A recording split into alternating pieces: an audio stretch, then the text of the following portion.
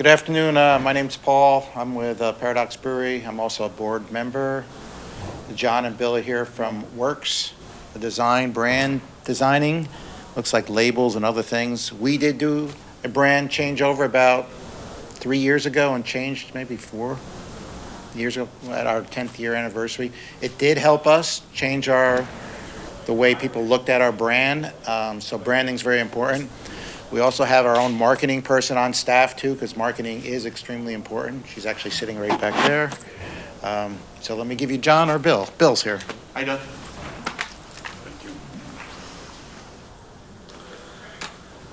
Want to introduce? Yeah, sure. I'm Bill Hutches. I'm owner and founder of Works Design Group. You want to go to that slide? Yeah, there you go. Started on my front porch about 35 years ago. I've had clients everywhere from Mattel toys to Campbell's Soup, Hershey Foods. I grew up in upstate New York, but I've been down in the Philadelphia area for many, many years, and I wanted to get back up here. So when we came back up here, I brought my skill set, and we started helping local breweries and distilleries and wineries revisit their brands. And it's hard because a lot of people don't understand the importance of the brand, especially when they're starting out. I just want to make good beer. I just want to make, but the brand is the way to longevity. You almost couldn't, if you got a good product and you're not even making it and putting it in a good brand, you're going to be successful because of the brand and that approach. Can you guys hear us all right in the back? Okay. I'm John Beckman. I spent 16 years in motorsports, Watkins Glen, Phoenix, International Raceway, Daytona, and back to Watkins Glen. And I joined the Works Design Group family probably 6 years ago. I grew up in the Finger Lakes as well, and then traveled around the U.S. in motorsports, and then came back home to the Hammond Sport and Cuca Lake. So, and please, any questions or comments as we're going through it? We're just going to have a discussion. You guys stop us at any time. As Bill mentioned, everything from Campbell's and Hershey's to Hamburg, which you'll see, Steuben Brewery, Lucky Hare. We just helped DeWolf get up and running, and Victor, and Tubtown Brewing in Bath is emerging. We're helping them. So stop us at any point. Some of the services we offer: brand identity, brand strategy, package design, and then all the supporting creative below, like photography and print design. We help align you with a can printer or a label. What's beneficial for your business, where you're at on your timetable. So, as we mentioned, Fortune 500 brands are serviced out of our headquarters in New Jersey. And then over the last 6 years, we've really built a strong portfolio across Western New York, multiple food manufacturers, several wineries around the Finger Lakes. We mentioned the breweries. The distilleries continue to emerge, and some of them are growing rapidly. Some of the wineries are moving into distilleries. There's a lot of cross pollination going on because of the farm liquor license, and then the coffee roaster. So you can see our beer portfolio, the brands that we've helped out. Especially with craft beer, where everybody's trying to make a very unique can, and a lot of times they're leaning into very creative artwork, but they kind of forget their brand. So it becomes a sea of craziness on the shelf, and someone might love your product because they picked it up, but then it's hard to find it again because of the brand placement. So how do we solve this? This is where we come in and try to take a look at your brand and help keep the essence of the brand, but simplify it and make it more identifiable and easier to read. Create packaging, with clear and defined hierarchy, so your customer that's looking for you identifies your can easily on the shelf because your brand is in the same spot over and over. Consistency. We all know that product consistency is important. so is your brand and your packaging consistency. One question, how many of you guys have a brand guide? Good. About half. Okay, excellent. So, let's start with the basics. Shelf presence 101. Again, this is just an example, but how you organize that can or your label, your PDP, is very important, and then sticking to it across all your varieties will help people identify and continue to buy and rebuy. The cleaner you can make it, the better, but we'll also show you examples of someone that's really leaning hard into artwork. There's still a way to make sure that you're communicating your brand. And then spinning it out to all your other, extended branding and, product choices, varieties. And then packaging formats, packaging can make or break your product. We know how hard it is to get into a slim can, but for a certain product, you got to be in the slim can. It's modern, it's young, we just helped Campbell Soup go from a regular 12-ounce can to the slim, everybody calls it the Red Bull can. It just made the brand younger and more approachable. Streamlining the elements, keep things neat and clean. And again, I keep saying consistency. That's important, with any restaurant, anybody that's making a product, consistency, and then carrying that over to your brand. Can you talk about why a brand guide is important? Well, and that's why we ask, because it's becoming more common for someone to spend the money and get a brand guide. But the importance of it, until you have one, sometimes people, oh, no, we just tell it's so that you can keep doing things consistent. You can do an ad, you can do a social post, and everybody that sees it knows it came from that brand, your brand. Whatever it is, if it's a flying squirrel that you have on it, it's making sure that you can reproduce that and use it across your packaging, your branding, and becomes identifiable to you. I mean, you can put a half red and half white can up there, and everybody's going to think Campbell Soup. It's just they've built that brand over 100 and something years, and they stick to it. It's a certain red. It's Campbell's red. It's split always exactly the same, and then you put the little gold circle in the middle, and now it's no question that it's Campbell Soup. So, we're going to give you some examples of how somebody had a brand and was successful, but wanted to go to the next level and grow.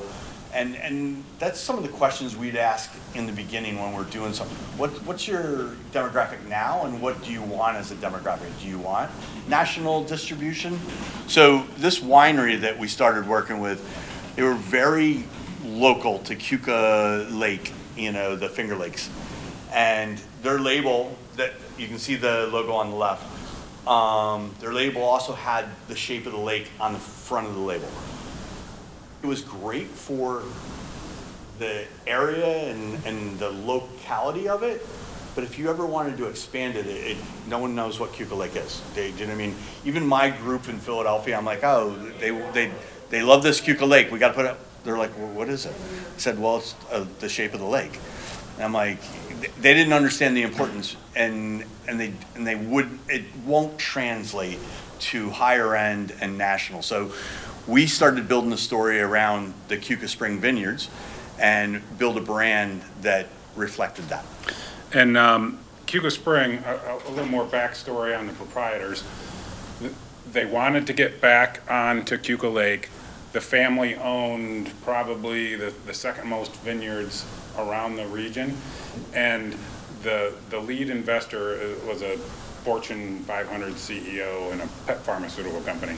So I want to, I got all the money in the world. I want to own a winery. I'm going to make the best wine I can to compete with my other C-level friends and say mine's better, and my winery's better, and my experience is better. And you'll see the entry level, the mid level, and the top tier level. But he's from this image, you can see he's really trying to elevate it and market it at a very high level. And the incredible success he's had with it in less than 2 years, the amount of people visiting and experiencing the winery now and taking the wine, and arguably a lot of the wine is the same wine it was in the other bottle, now in this bottle, more expensive, it's just perceived as more value. Same product, better Yeah. packaging. So we spoke with them, what was important to them, the family. They'd been in the industry for 100 years. And, what was important to them so that we could capture that within the brand to help tell the story. This was the evolution of the logo, and it's probably hard to see in here. Can you guys see it in the back? No, and I don't know how to control the lights. Anyway, across the top is different parts of what they told us was important about the brand, and that evolved into the symbol that's below, which is flowing water and fountains. There's a natural spring on the property that is part of the story. That's how the logo was developed and the story behind it. There's actually a religious proverb Yeah, that there's a they Bible lean verse. into. So there's even almost like cathedral windows in this logo. So then creating a system around the brand and the logo, try to think about the future, if, I don't even have a great example, but don't paint yourself into a corner where you can't expand your own brand, your own product. Hamburg Beer that we've been working with, we redid their brand after 10 years. They've now extended into multiple other platforms. So just a page out of their style guide showing, different uses of the logo, sizes, and, reproducibility. And these are all elements of their brand guide. So you need the horizontal logo lockup. You need the vertical logo lockup for different applications out of your brand guide. If you're sponsoring the Balloon Fest or the Chicken Eating Fest, to have that portfolio of brand guide elements ready to go to help support your brand across all the activities and events you do throughout the year. So in Keuka Spring, the circular elements were important because that would go on top of the capsule or pressed onto the cork and is a touch point or is an exploration point for them in the vineyards. And they did a great job and spent millions, of course, but they did a great job integrating the brand element and the main icon on the sign at the front of the road and on the pillars and the columns as you enter the winery and up in the peaks of the building. So yeah, activating the brand is important, and new companies, it's hard, it's costly, but maybe do it a piece at a time as you go forward. Maybe it does start with the sign next to the road, and then you don't have printed cans at first because you don't have enough volume and so on, but at least it's in the plan so that when you get there, it's part of your brand. So this was the tiered system that they started to develop. So the first bottle being like almost their everyday wine, and then middle tier, and then an upper end estate wine, and then there's even one above this. But all knowing that it came from the same brand when you see it on shelf presence, when they're grouped on the shelves, it really came together well. And think about this in relationship to your brewery. Are you doing a Winterfest lager that's a limited supply and you're trying to elevate the price point so you can make some more money on it? Limited, get it while it's lasting. How do you make that package look more premium or more valuable so you can get a higher price point and sell it and move it off the shelf faster? But it still comes back to your brand, and they still understand it came from the same place. So here's some of the case studies of some of the stuff we have done up here in New York that should be very relatable to you guys. Lucky Hair, this is that example I was kind of leaning towards when I was saying, their stuff was chaos. Their cans were beautiful. There was crazy good artwork on them, but if you like that beer, it was hard to find another offering from them because you couldn't identify it on the shelf. Yeah, it was lost on the shelf. They have an artist, Richard and Ian came out of Philadelphia, and they have an artist friend that they continue to use for all their can artwork, even their new releases. But they came to us and said, guys, we need help because we're growing. And they were probably 7 to 10 years into the industry before we met them and helped build this system. And they started out, we really wanted to keep, because they've been in business, the essence of their brand, but still simplify it, make it more reproducible, make it more identifiable, easier to read. You don't want to not be able to see your name. It's your brand. So keeping the essence of the before and after and going down the road with that. Can you go back to that Yeah, one? sure. So multiple fonts in the before, hard to read at a distance, hard to transfer the faded white spots in the rabbit, the black and white fade, and then transitioning to the new one, easy to embroider, easy to put on cans, much easier to read, one font. And then we spent weeks getting the clover right in the eye. So that was the sticking point. And this doesn't show all the phases we went through to arrive at this logo and how close in we were and how far away we were with it.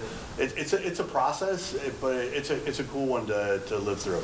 Now, the logo on the before, that looks great on a distressed, hat, or a T-shirt, and there's no reason you can't sell that kind of thing still. It's almost like retro compared to. And this was their on-shelf labels. Lucky Hair is hard to find on these can labels. And this is a before and after, showing that you can still keep the essence of the artwork and start, organizing the brand and the can face. Lucky Hair being at the top and easy to read. Doesn't matter how crazy the artwork gets behind that, it's still locked up in that space and it's always there. And then cans aren't always on there face forward, we know that. So the Lucky Hair going down the side is another opportunity to really be read from far away. And the before and after shots, center, middle, that was their, can't even tell you what it is, Toucan Slam and everything is awesome. And then moving to the next system, the variety is always at the bottom. So there's a boilerplate rule book now, and Lucky Hair's done a really good job adhering to it, and it's worked for them. But we gave them the boilerplate and said, do whatever you want, but these items have to stay in the same location. And I'm the designer kind of guy, but I don't have their exact numbers, but they're saying they've increased business so much since they've done this, and it's more shoppable in Wegmans. It's there's products getting taken off the shelf much more often than it was before. Repeat buyers and so on. They're gonna have a quote in here. Yeah. This was a lineup of their cans. Again, there's still uniqueness and it's still a craft beer, and they didn't lose their look and feel, their artwork, but their brand's there and it's identifiable and it's there all the time. And if you go back one, and you can see where we're pulling the main colors of that variety of art into the boilerplate headline that says Lucky Hair and into the variety bar below it as well. So they have that system, but it does support the comic book, video game style art and that special relationship where they have from their artists from Philly. And then just a quick shot of all the stuff that we spin out for them, their style guide, the application of the logo to, social media and apparel and so on. So that's part of the brand guide, and for those of you that have it, you need to live inside those rules. And for those of you that don't, that's an opportunity to be, if you're gonna move to the next step, consider that brand guide as the rules for your brand and to grow affinity and awareness moving forward. So how many of you guys know Ian? All right, he was mad at us. Last time I saw him, they're in Hector on the east side of Seneca Lake. They moved into their marina right in downtown Watkins Glen as another retail location. And then they were in Owego. Oh, Yeah, they Owego. moved from Ithaca to Gotcha. Owego. And, you know, Ian, that's as good of a compliment as it could get. He And- blames it on us. And we all know, and a lot of people are complaining about it, the industry is down, you know, wine, drinking in general. But when done right, theirs is still up. And it's still growing, and they can't make it fast enough. So, yes, it's not a glutton like there was before, but if you're doing it right and you're speaking to your audience and you're making the right product for your customer, that everybody didn't stop drinking yesterday. You know what I mean? Like, it's just, it's a little harder to earn their business. So you want to be able to be found again. You know what I mean? That's brand. Any questions on Lucky here before we go? Okay. I have a question. Yes, sir. Why did they want to put their, I guess it's probably a space issue, but their brand is that rabbit, and they just put it on the front of it, and Lucky Hair is their brand. You know what I mean? Those two words, Lucky Hair. Yes, I hear what you're saying. The rabbit, because of what that would have done, and believe me, there was probably 100 different can designs through the process, and you start borrowing from and, all right, what's going to work best at a distance? This is where we arrived, and this is reproducible, and we still could keep the artwork. If the rabbit was on there, then maybe the rabbit would become the front of the can with a little bit of something else, but they really wanted to be able to keep doing this art.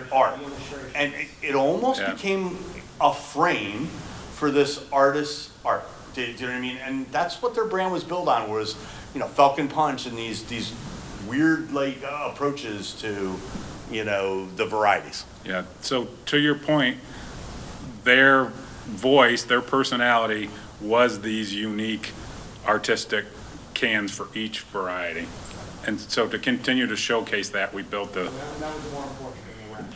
Yes. And it ended up being more important. It was like the give and take, you know, and the right way to go and still be seen on shelf. I mean, and frankly, too, the rabbit is still It is, and it's very much a part of their brand. He's in the image, so.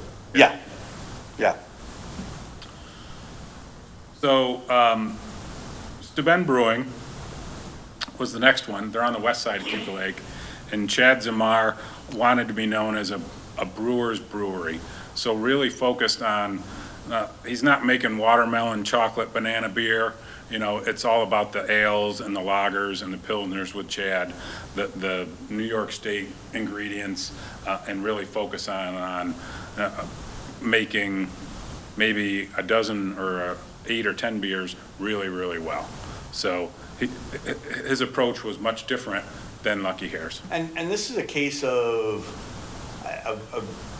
a brand evolution, not a revolution. He was very, it actually, what we did for him came out more in the cans and the labels than it did. I was leading to it. Okay. But the logo itself, this is yeah, craft beer without an intended. Before and after, it actually kind of goes against some of the stuff that we might have tried to, because as far as I'm concerned, it's not simpler, the logo, it's not cleaner, but he really wanted to stay with the essence of what he had. But it made it more readable. The thickness and thinness of the first logo was very hard and got lost, especially depending on your print technique and your reproduction technique. So we were able to beef up the logo a little bit and just evolve it a little. And then his brand was all over the place again on his labels. We started, to take that one on the left, and then we used the space better for him and kept that logo and kept that brand in the same spot. on all his cans, which helped him a lot to be more identifiable on the shelf. He's in Wegmans. He's got a great grouping in Wegmans. So when you have a bunch of them together, it really makes a good shelf presence. Brand blocking is important. We all know Campbell Soup takes almost a whole aisle of red and white. That's brand blocking. So by designing his can like this, he's able to explore the other varieties, but still keep his brand in front. So before and after, again, not as impactful as some of the other, things, but the consistency of it without the line drawings behind it that always changed, and the mute colors, it made a much better shelf presence. And then we did the style guide and all the stuff within the brewery and the signage on the buildings and so on. Hamburg, this is another company that was in business for about 10 years and fairly successful in Buffalo, New York, Hamburg, right below Buffalo. They kind of did the opposite, and they just kind of threw something on the can and went full forward when they started. Yeah, we asked why. Yeah, we always go through like a question and answer about how they arrived at the brand that they currently had. And They said Hamburg started with an H, and there was a pine tree on property. Yeah, there was so pine that trees. was I as said, complex as the brand development for John. So but again, since they were already 10 years into this and selling a lot of beer, but they wanted to go to the next level, we couldn't throw the logo out. We couldn't throw the branding out. So how do we evolve it, make it better, easier to read? So there's the before and after. Their cans were all over the place. They looked like they were being designed by, a high school kid. There's the before and after. The brand, we really leaned into, okay, you got a pine tree and it begins with an H. So, and you don't want to get rid of it, so why don't we lean right into it? So that became a really nice, and again, hundreds of things were shown before we arrived here, but this was the spot we arrived, and it really made for a clean brand. and the logo became the window to share the variety. So their brand, the H with the tree, is now the main element on telling you what is inside the can. So that creativity is integrated into their main logo at this I'm point. a lot older than most everyone in here, but this is kind of like what MTV used to do with the MTV. Everything in the world went into that M over the years, when they were big. It really gave them an avenue and a template to go forward, and we still could have a lot of fun with it and still stay within the brand guides. They have an Oktoberfest that they put in, and and I wish we would have put it in the deck, but the H looks like the German. The blue and white gingham and the German overalls, and it just is a fantastic option for them. But you can see how the brand varieties transition right through the middle of the company icon. So it works out very, very well. This is an example of, again, they've been growing. They have their own canning line. They keep growing and adding capabilities. They went from the little plastic fork can holder, that everybody has at first because it's the cheapest way to put 4 cans together, to paperboard. Paperboard allowed us the billboard on shelf. So is it an expensive way to get your stuff noticed? Yes, but it really, really can be a way to work and have a lot more area to show your brand. It was fun brand to work on. And then cider was Yeah, next. go back to once again, that rule book, those of you that have it, you end up with the foundation of where my brand's gonna go for the next 20 years. And from that brand guideline, you can spin out all your swag rules, even what the venue could look like, and the touch points and the experience at the brewery, on shelf, what your newsletter should look like, your business cards, the fonts you should use when you're sharing Facebook posts, that whole process and that whole rule book will help you build that brand identity and strength and awareness as you continue to grow. So he has other offerings. He continues to grow the brand. The cider borrows a little bit from the beer brand, but only the little H in the apple. But moving on to like an Italian soda offering that he's doing, we're not using the Hamburg brand here at all. This is a brand that's standing on its own within the same organization. Can you go back to the cider one? Earlier in the presentation, we said, don't paint yourself into a corner. So this is a great example of the variety. Obviously, the Hamburg cider logo stays the same. It's in the same spot every time. The variety changes at the bottom, the blueberry peach, the orchard apricot, but then you can change the colors. So this is a great example of a system.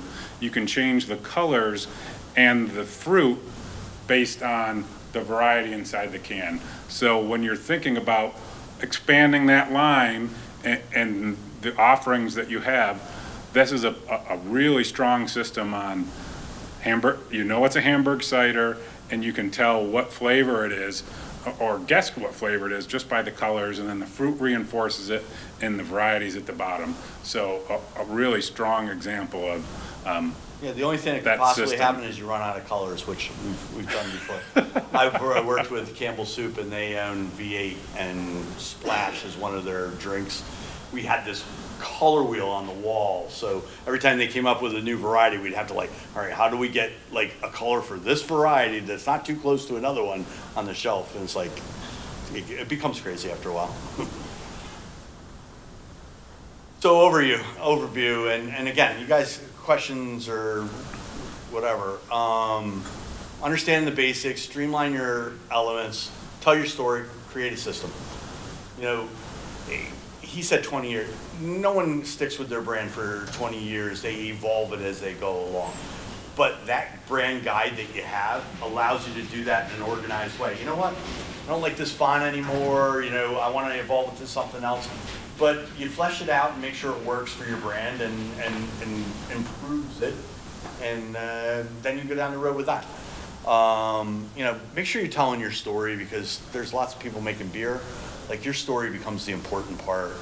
Again, really good product is very important, but your brand and your story and the environment that these people are in, the experience they have when they come to your place, that's what keeps them coming and sending more people there. I think, I haven't been doing it for 30 years, but since I've been on the team, the most exciting portion of each client's design journey with me has been, it's really your story. So we have 4 or 5 great designers. We meet with a team, the company, the potential partner, the client, and they're telling us what's important to them, why their brand is important, where the elements came from, why they're doing it, and it's really your story.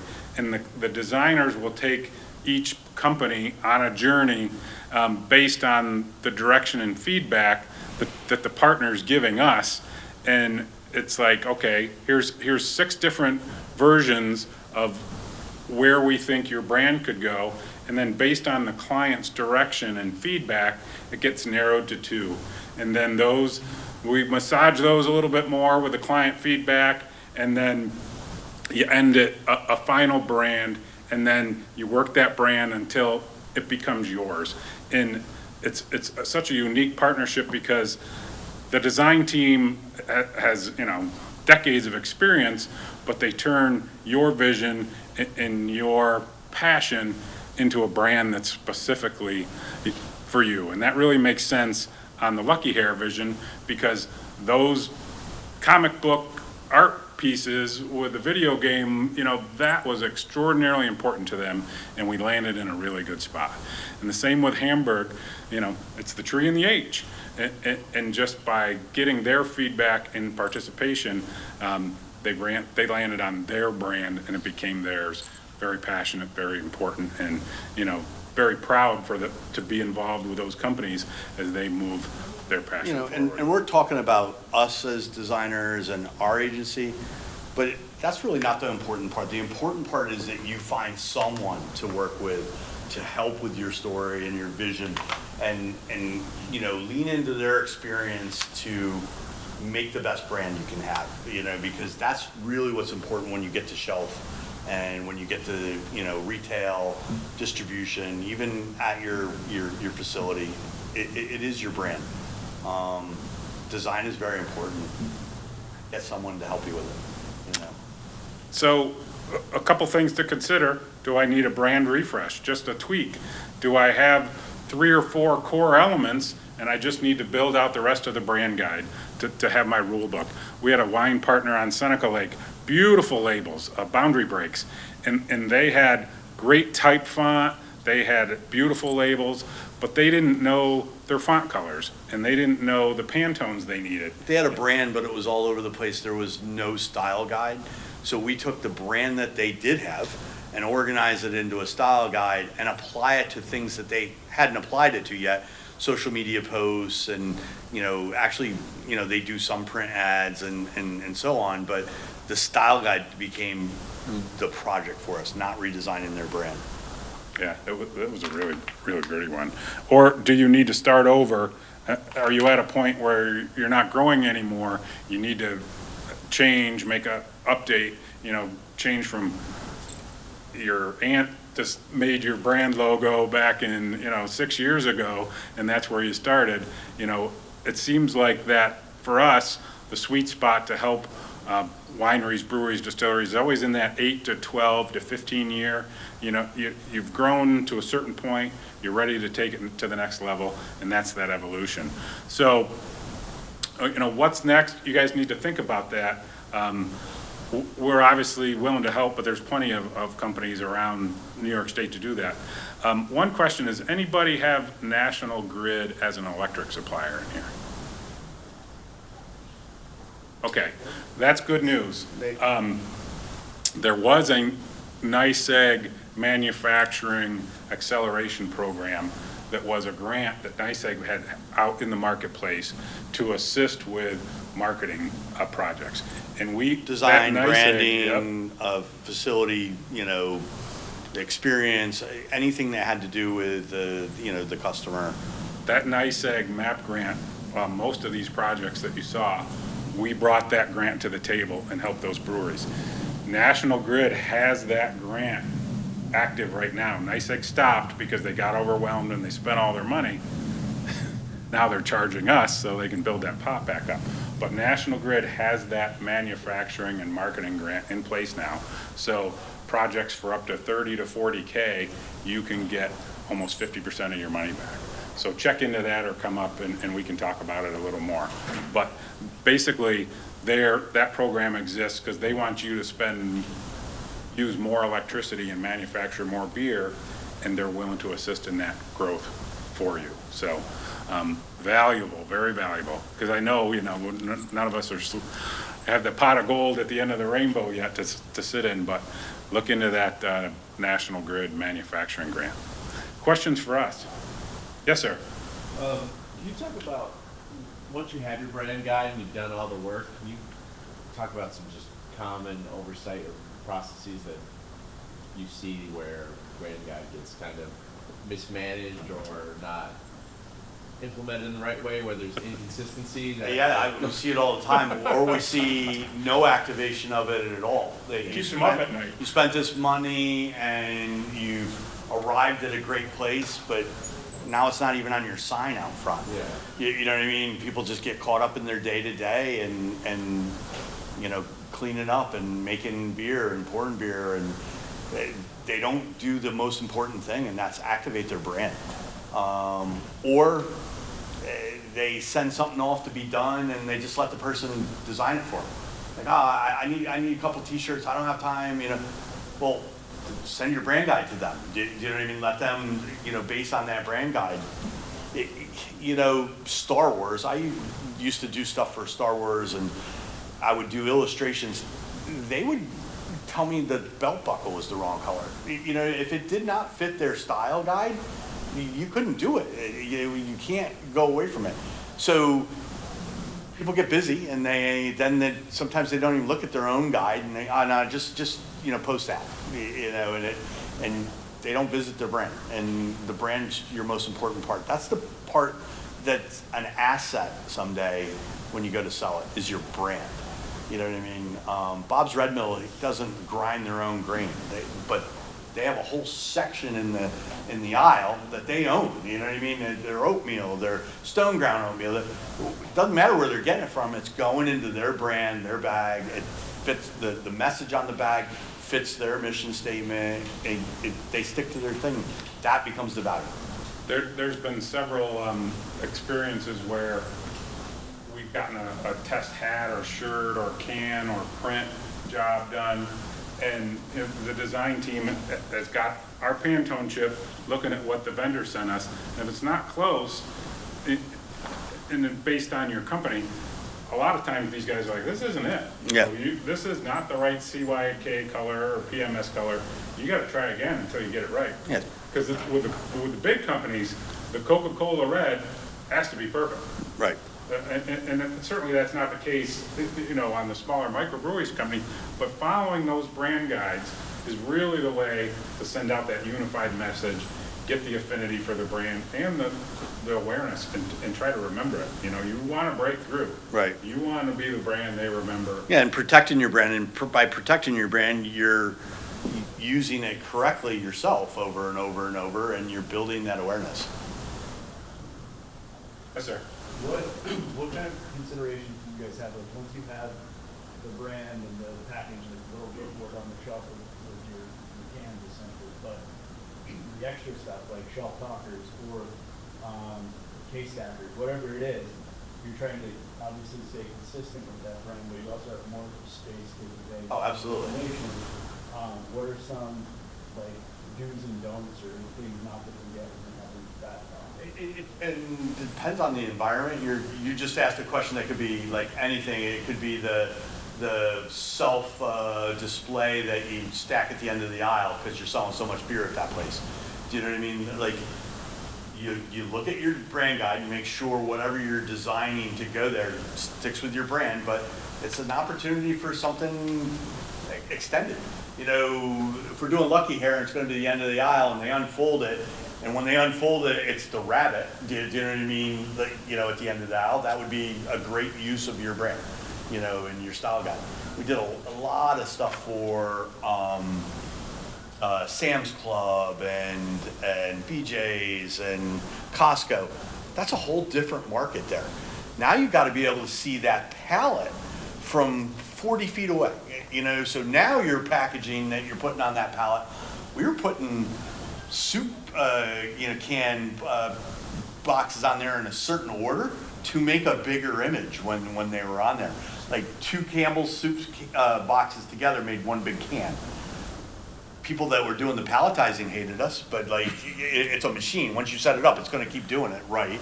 They just don't like setting it up in the first place. But yeah, that opportunity is, you know, constant. To use your brand in a different way, but different size. So Shelf talkers, we do, you know, lots of that kind of stuff. You know, and it's making it easy enough that when it does get to the retail place, they actually use it. You know, you can't make something so complicated. It's got to be easy for them. That they love when they're stocking a shelf with something. I was in the grocery industry for years, where you peel the thing off and you set the whole thing on the shelf, and it's like you just stock the shelf in one shot. So when we started with Lucky Hair, their best retail was the Wegmans in Ithaca.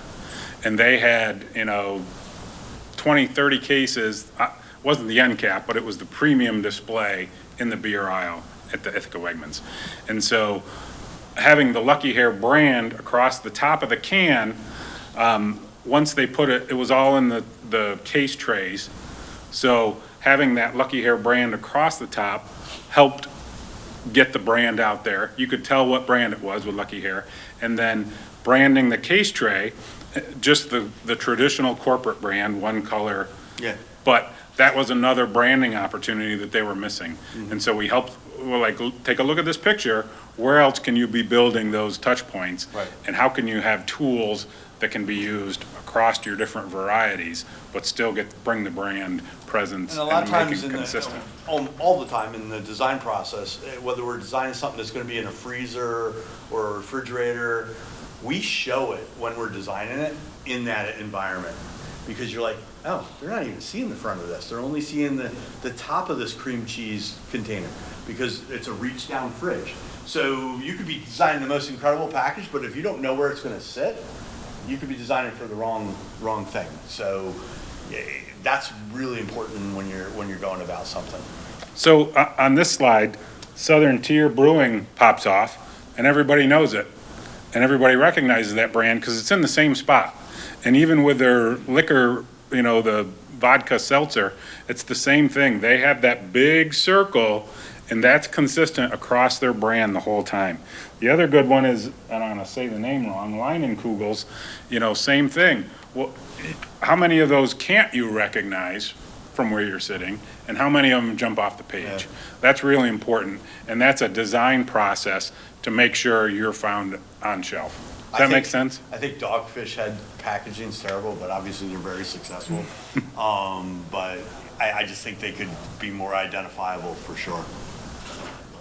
Any other questions? Yeah. When you make that transition to the refresh label or so, then what's the challenge in transitioning from the old to the new on the shelf? Because you might some have Yeah. some product that's For you, probably not such a big a problem, but for Campbell's Soup, where they go, they're putting a billion something, yeah, it's a hard, and there's usually a transition in between where you use the new version. It's like, you know, it's like you go from Tide to new Tide to, then that has to come off the shelf, and then you go to the sustaining package.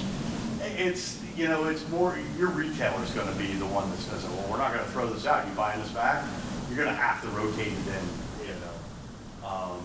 But I remember when Hamburg was doing it, he hated when there was still old product on there, because he just saw the difference.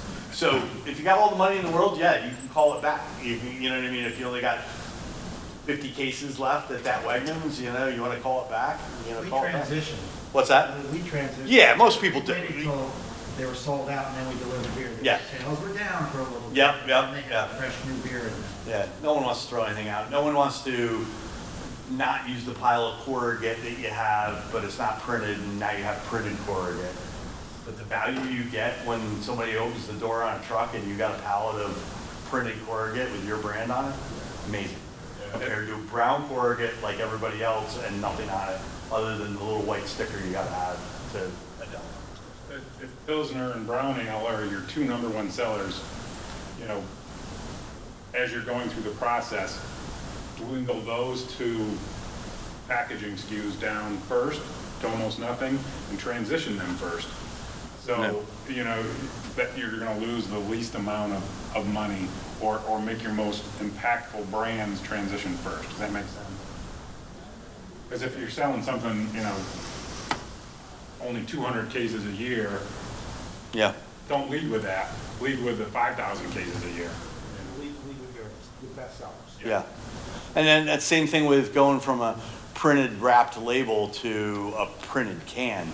And I talked to a lot of can printers out there today because I'm always looking for opportunities for our client. Like, you know, where's the cutoff? Where are we selling enough beer where the printed can's going to be more of a value than getting a label? Then you got to buy the can still. You got to get it put on the can. But if you got printed cans, you know, when your canner comes, or if you have your own canning, now you're done when you're putting that beer in there. But you got to have the volume for that particular transition. Yes, sir. Is there danger to maybe largely, let's say you introduce a new format like an Action 2, digitally printed can, everything else that you have as a wrap label is gonna have a slightly different finish. Yeah, I don't- Is there any? I think there's a way to make sure that your brand's still consistent across those platforms, because even Hamburg, they got their own canning line, they have tons of volume, but they only do the printed can for, and I'm gonna forget which ones they are, but their biggest sellers, which is the Louis IPA maybe. Yeah, and that There's a couple, Lakeview. but then the rest of them are still labels, but their brand still is consistent across, you know. Where it makes the most economical sense for you guys, Yeah. you know, and you can get that brand value in return. I mean, even with your brand activation, it's still got to make dollar and cents. You know what I mean? We all know, yeah, it would be nice to get everything like rewrapped and the building painted, but there's reality too. The guy for Cuca Spring, he's not dealing in reality. He put $2.5 million into the spring, which is a stream running down the side of the drive. Removed probably 200 trees, like relined the whole stream with rocks so it looked like it was there, and had a volume catcher at the top so that the stream ran like the way he wanted it to, and Yeah. probably put $2.5 million into landscaping. Just the You know, not everybody has that ability, No. you know, but it can be part of the future look. Anything else? Excellent. How is business right now, guys? I mean, up, down, flat? I know it's a terrible time of year for a lot of people, you know.